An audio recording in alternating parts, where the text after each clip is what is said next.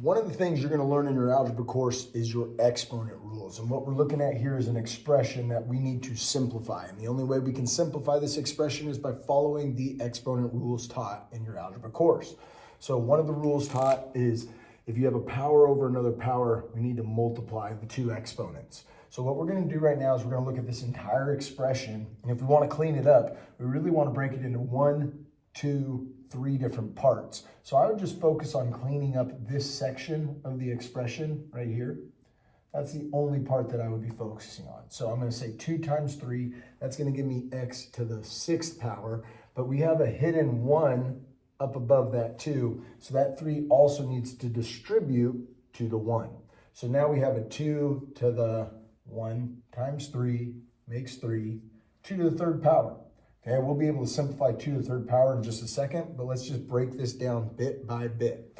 Next thing we're going to want to do is just take times x to the 4th power and just represent that here, not changing anything at all. I always tell my students, if you can simplify this problem, you're going to want to do that. Don't try and do everything all at once. Just go one piece at a time. Okay, we still have x to the 24th power below. All right. I'm looking at 2 to the 3rd power. I know that 2 to the 3rd power just means 2 times 2 times 2. So let's just change that to the value that it becomes. 2 times 2 is 4. 4 times 2 is 8. So we're just going to erase and replace with a more simplified version of that value. So now we have 8x to the 6th times x to the 4th over x to the 24th. Let's just ignore the bottom of the fraction here.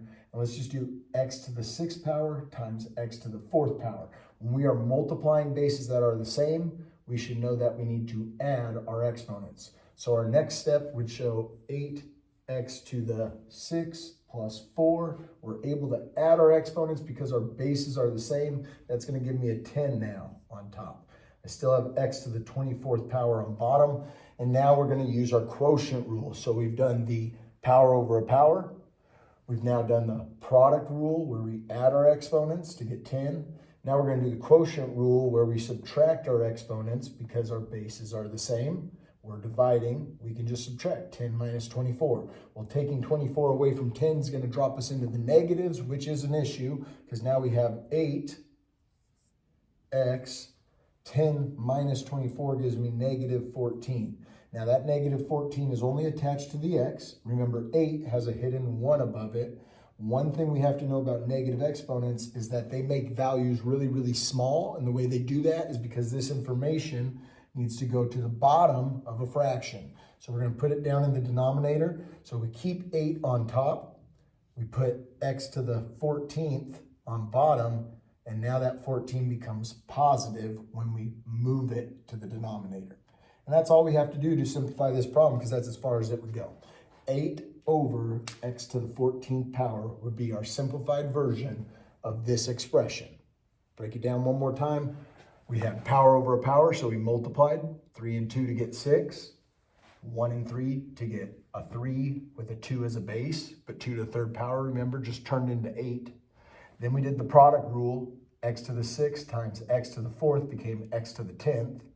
And then we did the quotient rule, x to the 10th divided by x to the 24th. 10 minus 24 gave me negative 14. And a negative exponent needs to drop down to the bottom of a fraction. Hopefully this makes sense. You can do this. Study hard and good luck on your upcoming test.